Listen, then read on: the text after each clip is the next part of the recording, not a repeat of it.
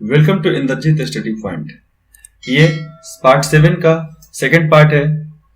देसी जनता को सभ्य बनाना और राष्ट्र को शिक्षित करना।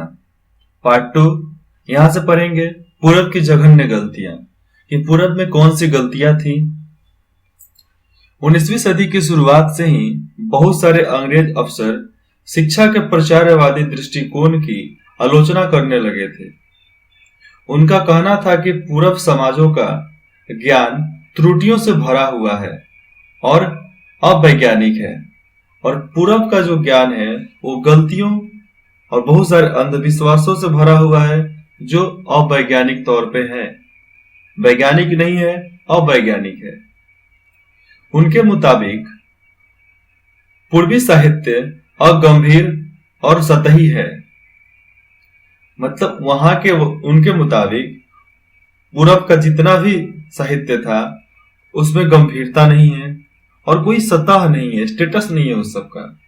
इसलिए उन्होंने दलील दी कि अंग्रेजों को अरबी और संस्कृत भाषा और साहित्य के अध्ययन को बढ़ावा देने पर इतना खर्च नहीं करना चाहिए, और जो अरबी मतलब उर्दू और संस्कृत जो भारत की संस्कृति थी उसको बढ़ावा देने से अच्छा है कि उस पर खर्च ना करें।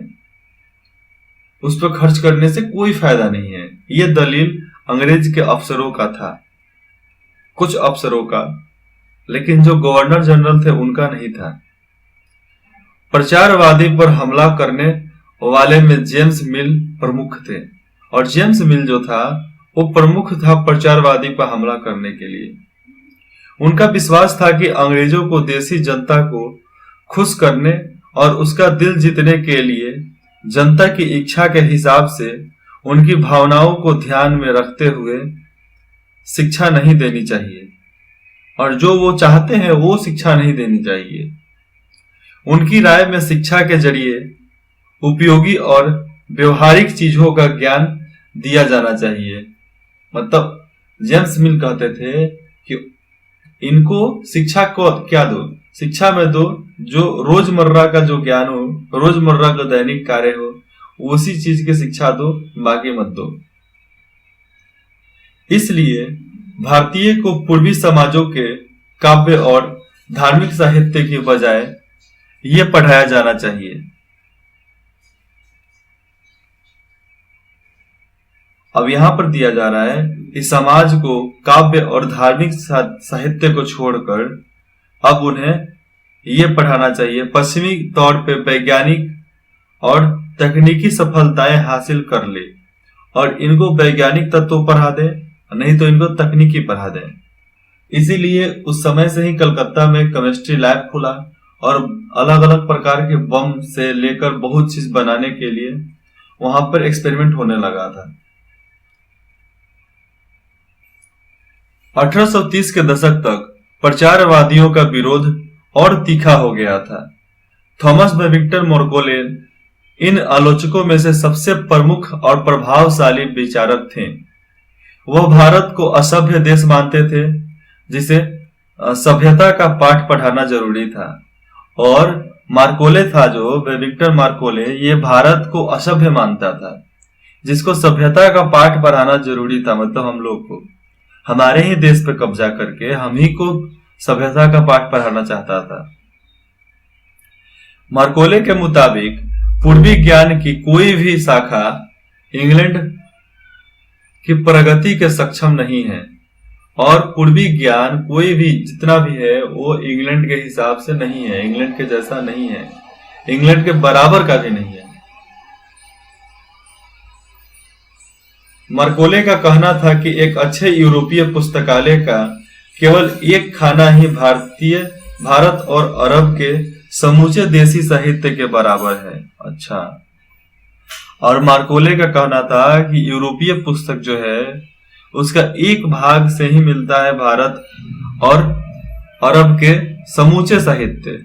मतलब जितने उनके किताब लिखे गए थे सब हमारे ही धार्मिक बुकों का, हमारे ही धार्मिक पुस्तकों का ट्रांसलेशन गया था वहां पे, उसका अनुवाद करके ले गया था लोग, और बोल रहा है कि यूरोपीय पुस्तक हमारे भारतीय पुस्तक से ज्यादा अच्छा है।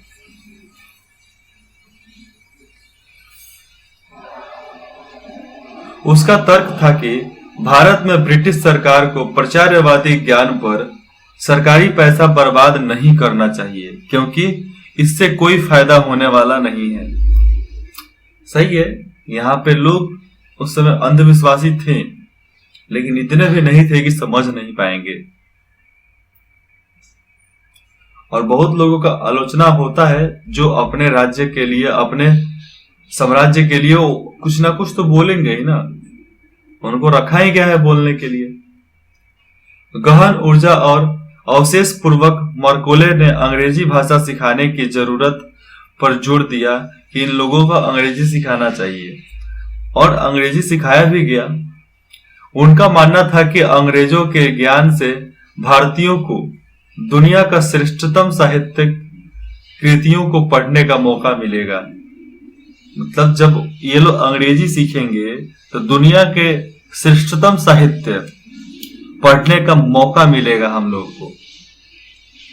ऐसे भी अंग्रेजी सीखने के बाद हमें विदेशों के बारे में जानने का मौका मिल जाता है, लेकिन संस्कृत और हिंदी में वो नहीं अनुवाद हो सकता है। बहुत लोग किए हैं, लेकिन वो नहीं किए हैं जो उस बुक में लिखा है। कुछ लोग अपने मन से भी कर दिए हैं। दर्शन के क्षेत्र में हुए विकास से अवगत हो पाएंगे। इस प्रकार उनका कहना था कि अंग्रेजी पढ़ना लोगों को सभ्य बनाने, उनकी रुचियों, मूल्य और संस्कृतियों को बदलने का रास्ता हो सकता है। सही में जब अंग्रेजी सीखा लोग तो इनकी सभ्यता भी बदल गई, बोली भी बदल गई, पढ़ना लिखना भी बदल गया, रुचियां भी बदल गई, संस्कृत लुप्त होते गया, अंग्रेजी आते गया, और यहाँ के मूल्य और संस्कृति जो था वो भी खत्म हो गया। रास्ते पर तो आया नहीं, लेकिन खत्म होने का गारंटी था, क्योंकि आज संस्कृत भाषा नहीं बोला जा रहा है, आज जो सबसे ज्यादा बोला जाता था उस समय। मैकोले के मिंटस विवरण, वो उसने मिंटस विवरण दिया था।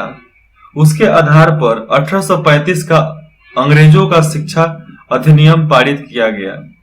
यह फैसला भी लिया गया कि अंग्रेजी को उच्च शिक्षा का माध्यम बनाया जाएगा और कलकत्ता मदरसे तथा बनारस संस्कृत कॉलेज जैसे प्राचार्यवादी संस्थानों को प्रोत्साहन न दिया जाए। और इनका मानना था कि कलकत्ता मदरसे और बनारस हिंदू विश्वविद्यालय जो अभी है, उसको पहले बनारस संस्कृत कॉलेज बोलते थे। इन संस्थानों को अपने आप क्षरण का शिकार होते जा रहे अंधकार के मंदिरों की संज्ञा दी गई। मतलब जैसे मंदिर की संख्या कम होते जा रही है, वैसे ही अपने ही संस्थानों, अपने ही विचारों की वजह से इनको बर्बाद होने दी गई। अब स्कूलों के लिए भी अंग्रेजी पाठ्य पुस्तक छपने लगी थी, और स्कूल में अब अंग्रेजी पाठ्य पुस्तक भी आने लगी थी, मतलब बुक। व्यवसाय के लिए शिक्षा, और सबसे ज्यादा जरूरत थी व्यवसाय के लिए शिक्षा। जैसे में आज MBA होता है, master of business administration. Master of business administration में जानते हैं कि हमें व्यापार किस तरह करना चाहिए।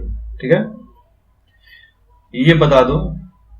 ज्ञानियों की भाषा, अंग्रेजी पढ़ने की जरूरत पर जोर देते हुए मैकोल ने यह कहा था, ज्ञानियों की भाषा है अंग्रेजी।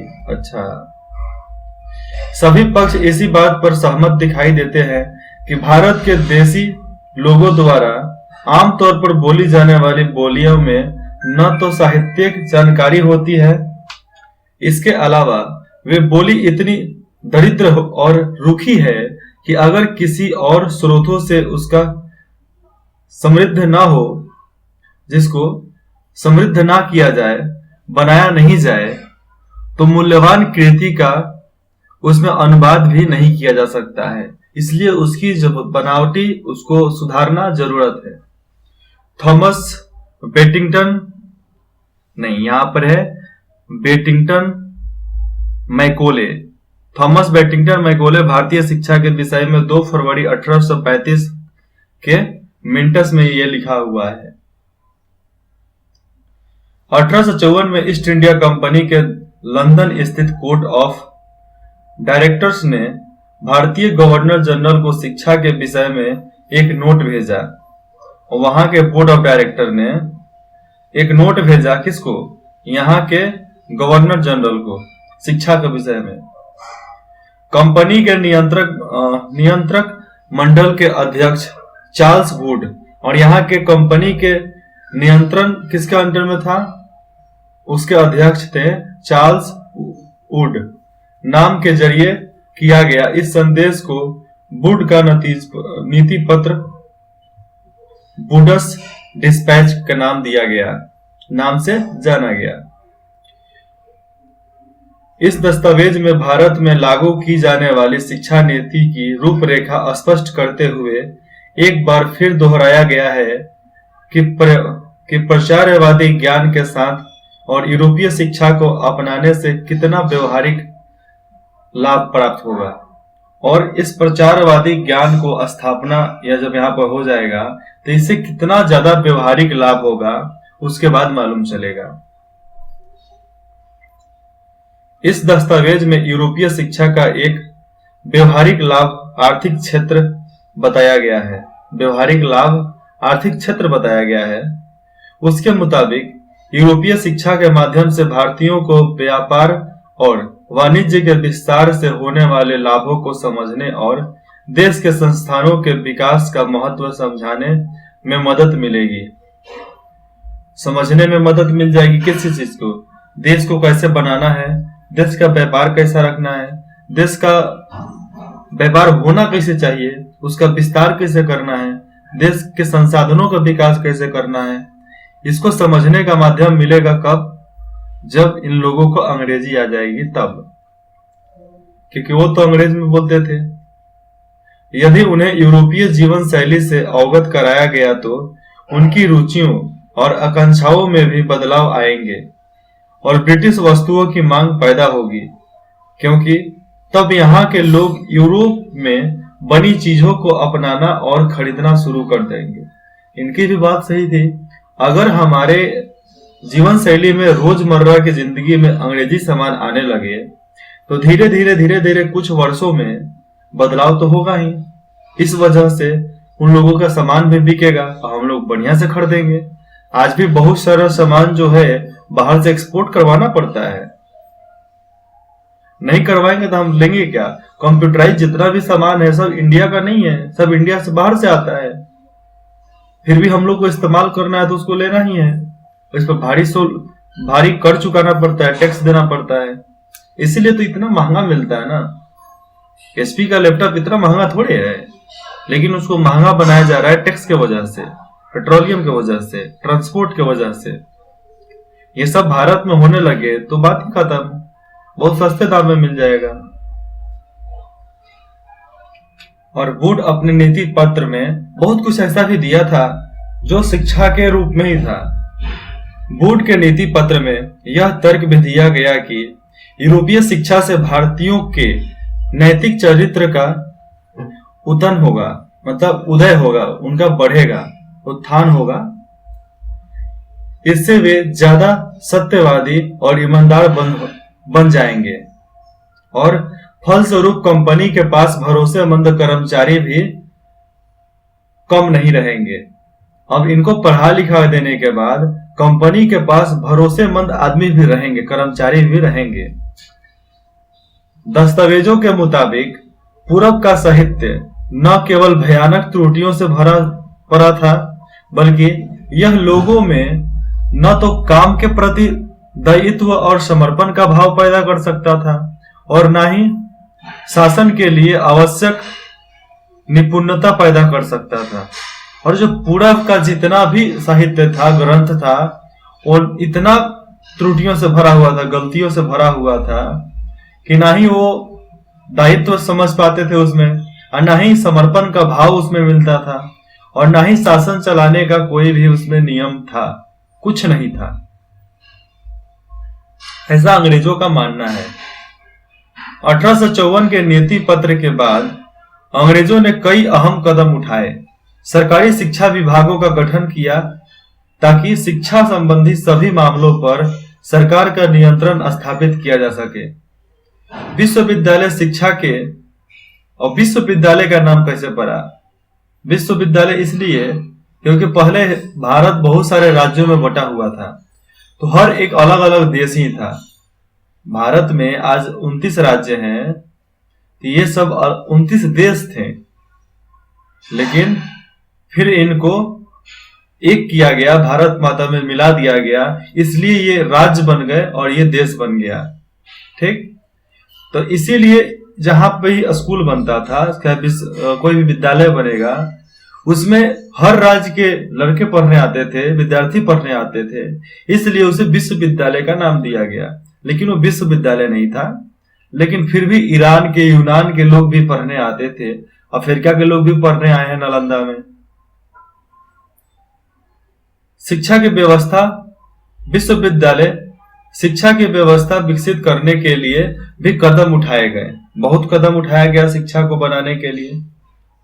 1857 में जब मेरठ और दिल्ली में सिपाही विद्रोह कर रहे थे, उसी समय कलकत्ता, मद्रास और बंबई विश्वविद्यालय की स्थापना की जा रही थी। स्कूली शिक्षा प्रणाली में परिवर्तन के प्रयास भी किए गए और स्कूली शिक्षा का प्रणाली जो था उसमें भी बहुत ज्यादा परिवर्तन का प्रयास किया गया कि इसको भी बदला जा सके। यहां पर है यूरोपीय ज्ञान के पक्ष में एक तर्क। 1854 के वुड के नेतृत्व में प्रचार्यवादी ज्ञान का विरोध करने वालों की निर्णायक विजय का संकेत था। इसमें कहा गया था, हम जोर देकर यह बात कहनी चाहेंगे, भारत में हमें जिस शिक्षा का प्रसार करना चाहिए उस शिक्षा का लक्ष्य यूरोप के श्रेष्ठतकार कलाकारों और सेवाओं, दर्शन और साहित्य यानी यूरोपीय ज्ञान का प्रसार करना चाहिए, जिसमें लोग श्रेष्ठतर कलाओं को सीख सके। आज भी जितने भी इंफ्रास्ट्रक्चर हिंदुस्तान में बड़े बड़े बने हैं, एक भी इंडियन कंपनी उसमें इंडिपेंडेंट नहीं है, सब किस विदेशी कंपनी से मिले जुले हैं, क्योंकि यहाँ पर भ्रष्टाचार ऐसा है कि कुछ करने ही नहीं देता है। इसलिए बाहर के स्टाफ को बुलाना पड़ता है, बाहर के मजदूरों को बुलाना पड़ता है, और यहाँ के लोग केवल लेबर का काम करते हैं, लेबर के अलावा कुछ नहीं करते हैं। और बहुत सारे साइंटिस्ट भी बने हैं जो पढ़े लिखे थे। सेवाओं, देश चलाना जो चलाता है वो अक्सर स्कूलों में नहीं पढ़ता है, ज्यादा समाजों में पढ़ता है, समाजों में रहकर जीता है। आज जो स्कूलों में पढ़ता है, कॉलेजों में पढ़ता है, यूनिवर्सिटी में पढ़ता है, वो कभी भी देश नहीं चलाता, उस देश चलाने का एक भाग हो सकता है। और सेवाओं को समझाने के लिए भी यूरोपीय शिक्षा की जरूरत थी। दर्शन शास्त्र और साहित्य भी उनकी जरूरत थी। आज भी इंग्लिश में बहुत सारे साहित्य हमें मिल जाएंगे जो एक तरह से पढ़ने के लिए अच्छा है, जैसे में गुलिवर ट्रेवल, आज भी हम उसको 9th क्लास में पढ़ते हैं। 8 में भी बहुत इंग्लिश बुक है, जैसे में इंग्लिश बुक है इट्स सो हैपेंड, दूसरा है हॉनी एड्यू, सब इंग्लिश बुक है। आगे देखते हैं 19वीं सदी में बंबई विश्वविद्यालय, यही है बंबई विश्वविद्यालय। आज भी मुंबई में चल जाओ तो ये ऐसा ही दिखेगा जिस तरह अभी दिख रहा है। उन लोग का टेक्नोलॉजी ही अलग था। आज अंग्रेजों का बनाया हुआ इतना पुराना पुराना पुल आज कहां गिर रहा है? नहीं गिर रहा है, क्योंकि पहले भ्रष्टाचार ही नहीं था। भ्रष्टाचार वो लोग तो लूट कर बनाते थे, मानते हैं कि हिंदुस्तान की प्रजा को लूटे, कर लिए, बहुत ज्यादा कर लिए, लेकिन बहुत कुछ बनाकर भी गए जो आज भी सक्षम है। उसी तरह देसी जनता को सभ्य बनाना, राष्ट्र को शिक्षित करना। नैतिक शिक्षा की मांग कौन करता है? 19वीं सदी में भारत में सक्रिय ईसाई प्रचारकों ने व्यवहारिक शिक्षा के पक्ष में दिए जा रहे तर्कों का घोर विरोध किया। प्रचारकों का मानना था कि शिक्षा का उदय लोगों के नैतिक चरित्र में सुधार लाना होता है और नैतिकता उत्थान केवल ईसाई शिक्षा के जरिए ही संभव है। अब ये एक और आ गए, ये बोल रहे हैं 19वीं सदी में कि लोगों को सीखना है तो ईसाई धर्म से सीखो, क्योंकि लोगों के नैतिकता सिखाने, हर किसी को नैतिकता सीखना है, उपदेश सीखना है, तो इसके लिए ईसाई धर्म को समझो, इसको ही सिखाना जरिया संभव है, जरूर संभव होना चाहिए। 1813 तक ईस्ट इंडिया कंपनी भारत में प्रचारक गतिविधियों के विरुद्ध थी। ईस्ट इंडिया कंपनी को भय था कि प्रचारकों की गतिविधियों की वजह से स्थानीय जनता के बीच असंतोष पैदा होगा और लोग भारत में अंग्रेजों की उपस्थिति को शक की नजर से देखेंगे। ब्रिटिश नियंत्रण वाले भू क्षेत्र में अपनी संस्थाएं न खोल पाने की वजह से प्रचारकों ने यहाँ पर है श्रीरामपुर, अंत से श्रीरामपुर में अपना मिशन खोला और श्रीरामपुर में अपना मिशन खोला। यह इलाका डेनिश ईस्ट इंडिया कंपनी के नियंत्रण में आता था। वर्ष 1800 में एक छापा खाना लगाया गया और 1818 में एक कॉलेज खोला गया। छापा खाना लगाने के बाद वहां पर 1818 में एक कॉलेज खोला गया। 19वीं सदी के दौरान पूरे भारत में प्रचारक स्कूल खोले गए, परंतु 1857 के बाद भारत की ब्रिटिश सरकार प्रचारक शिक्षा को प्रत्यक्ष सहायता देने में आनाकानी करने लगी थी, क्योंकि इतना ज्यादा विद्रोह हो गया, उनका अर्थव्यवस्था ही डोल गया था। सरकार को लगता था कि स्थानीय रीति रिवाजों, व्यवहारों, मूल मान्यताओं और धार्मिक विचारों से किसी भी तरह की छेड़छाड़ देसी लोगों को भड़का सकती है। जैसे में वहां पे कारतूस पे हंगामा उठ गया, विद्रोह उठा कि उस पर गाय और सुअर के मांस का लेप लगा हुआ है। ये चित्र है स्कॉटलैंड के ईसाई प्रचारक विलियम केरे, जिसने श्रीरामपुर मिशन की स्थापना में मदद दी थी। देख लो एक बार चित्र इनका तो बाल भी नहीं है, और आज जो आप पढ़ रहे हो आप लोग को तो हर एक प्रकार का हेयर स्टाइल चाहिए, अलग अलग प्रकार की डिजाइन चाहिए, क्योंकि आप लोगों को कॉपी करने की आदत है दूसरे की, इन लोगों को नहीं था। ये देखो एक बड़ा सा भवन, ये कहाँ है? कलकत्ता के पास हुगली नदी के तट पर स्थित श्रीरामपुर कॉलेज है। यही है श्रीरामपुर कॉलेज। कहाँ पे? कलकत्ता हुगली नदी के करीब में। ऐसे बताऊं तो जो हावड़ा ब्रिज है, हावड़ा ब्रिज के निकट ही ये है, पास में है। आज तो ये सब सजावट हो गया है, कलर हो गया, और भी स्टाइलिश लगता है, और भी बड़ा लगता है नजदीक जाने के बाद। तो उस जमाने में ऐसा इंफ्रास्ट्रक्चर बनता था, दो मंजिला, देखो, जो आज तक उपस्थित है। स्थानीय पाठशालाओं का क्या हुआ, यह भी जानना जरूरी है कि हम जो स्थानीय, देखो यहाँ पर जो गुरुकुल होते थे, झोपड़ी का, खपरौल का, मड़ई का, तो वो सब क्या हुआ? क्या आपको कुछ अंदाजा है कि अंग्रेजों से पहले यहाँ बच्चों को किस तरह पढ़ाया जाता था? क्या आपने कभी सोचा है कि उस समय बच्चे जाते भी थे या नहीं? और अगर स्कूल जाते भी थे तो ब्रिटिश शासन के तहत उनका क्या हुआ? ब्रिटिश शासन के तहत में उनका हुआ क्या?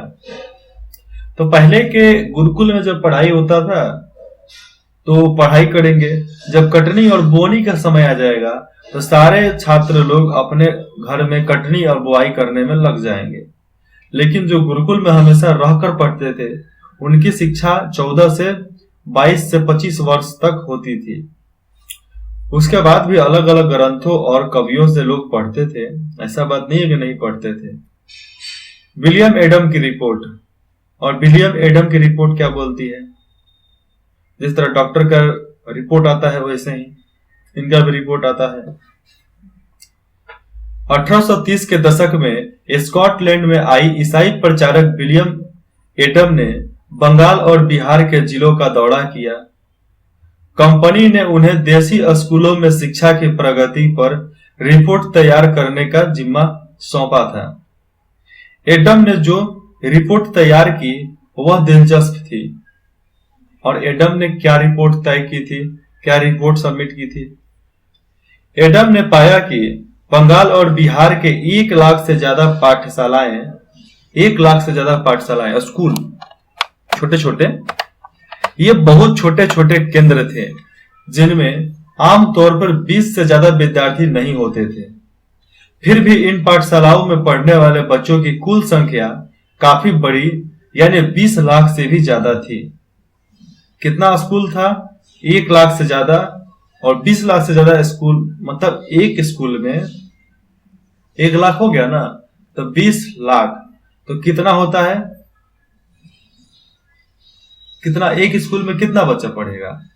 अगर 1 लाख से ज्यादा, समझ लो 1,20,000 स्कूल है और यहां पर करीबन 20 लाख से भी ज्यादा, तो 24 लाख होंगे। 24 लाख विद्यार्थी पढ़ते थे, तो एक स्कूल में कितने विद्यार्थी, कितने स्टूडेंट पढ़ते थे, कितने विद्यार्थी? इसका जवाब बनाओ और मेरे को कमेंट करो। कमेंट में बताओ कि कितने विद्यार्थी एक क्लास में पढ़ते थे और कितने एक स्कूल में पढ़ते थे। एक क्लास की औसत थी 300-400 के करीब में। फिर भी इन पाठशालाओं में पढ़ने वाले बच्चों की कुल संख्या काफी बड़ी, यानी 20 लाख भी थी, 20 लाख से भी ज्यादा थी। ये पाठशालाएं संपन्न लोगों या स्थानीय समुदाय द्वारा चलाई जा रही थी। कई पाठशालाएं स्वयं गुरु द्वारा ही, गुरु जो भी उनके, पहले भी गुरुद्वारा होता था ना, तो ये गुरुद्वारा नहीं है, गुरुजन, महर्षि मुनि, तो गुरु द्वारा ही प्रारंभ की गई थी, मतलब शुरुआत की गई थी। शिक्षा का तरीका काफी लचीला था। आज आप जिन चीजों की स्कूल से उम्मीद करते हैं उनमें से कुछ चीजें उस समय की पाठशालाओं में भी मौजूद थी। जैसे में बच्चों की फीस निश्चित नहीं थी कि किसको कितना देना है। आज भी किसी भी स्कूल में चल जाओ तो वहां पर फीस नियमित है कि हर, चाहे अमीर हो चाहे गरीब हो, चाहे कितना भी अमीर हो चाहे कितना भी गरीब हो, स्कूल में पढ़ना है तो आपको निश्चित फीस जमा करना पड़ेगा, जो उस समय नहीं था। जिसके पास जितना है उतना दे सकता है। छपी हुई किताबें नहीं थी, छाप कर किताब नहीं मिलता था। पाठशाला की इमारत अलग से नहीं बनाई जाती थी और कोई भी पाठशाला जितना भी था उसकी दीवारें, इमारत अलग से नहीं होता था। लोग पेड़ों के नीचे, बच्चे पेड़ों के नीचे जंगलों में बैठकर पढ़ लेते थे। आज तो बेंच, कुर्सी, ब्लैक बोर्ड सब मिल रहा है, तब भी नहीं पढ़ रहे हैं। बेंच और कुर्सियां नहीं होती थी। पहले तो बोरा बिछाकर जमीन पर, बोरा भी क्या, घास पर बैठकर पढ़ना था। ब्लैक बोर्ड नहीं होते थे। उस समय क्या होंगे, लोग उपदेश मुंह से ही पढ़ाया जाता था और मिट्टी पर लिखकर। अलग से कक्षाएं लेने, बच्चों की हाजिरी लेने का कोई इंतजाम नहीं था। हाजिरी भी नहीं होता था, अब्सेंट या प्रेजेंट। सालाना इम्तिहान और नियमित समय सारणी जैसी कोई व्यवस्था नहीं थी। न ही सालाना एग्जाम होगा और न ही नियमित सारणी चलेगी। First period, second period, third period, fourth period, lunch, छुट्टी, ऐसी सारणी भी पहले नहीं थी। एक बार आओ, पढ़ते पढ़ते पढ़ते रहो और चल जाओ। कुछ पाठशालाएं बरगद की छांव में ही चलती थी, तो कई गांव की किसी दुकान या मंदिर के कोने में या गुरु के घर पर ही बच्चों को पढ़ाया जाता था। बच्चों की फीस उनके माँ बाप की आमदनी से तय होती थी। अमीरों को ज्यादा और गरीबों को कम फीस देनी पड़ती थी। शिक्षा मौखिक होता था और क्या पढ़ना है यह बात विद्यार्थियों की जरूरत को देखते हुए गुरु ही तय करते थे। विद्यार्थियों को अलग कक्षाओं में नहीं बैठाया जाता था। सभी एक जगह एक साथ बैठते थे, ना ही अलग ना ही इधर उधर। अलग अलग स्तर के विद्यार्थियों के साथ गुरु अलग से बात करते थे। एडम ने पाया कि, एडम कौन था? जो अंग्रेजी शिक्षा के प्रचारक थे। एडम ने पाया कि लचीली प्रणाली स्थानीय आवश्यकताओं के लिए काफी अनुकूल नहीं है, मतलब उतना लाभदायक नहीं है। उदाहरण के लिए फसलों की कटाई के समय कक्षाएं बंद हो जाती थी, क्योंकि उस समय गांवों के बच्चे प्रायः अपने अपने खेतों में काम करने चले जाते थे। कटाई और अनाज निकल जाने के बाद पाठशाला दोबारा शुरू हो जाती थी। इसका परिणाम यह था कि साधारण काश्तकारों के बच्चे भी पढ़ाई कर सकते थे।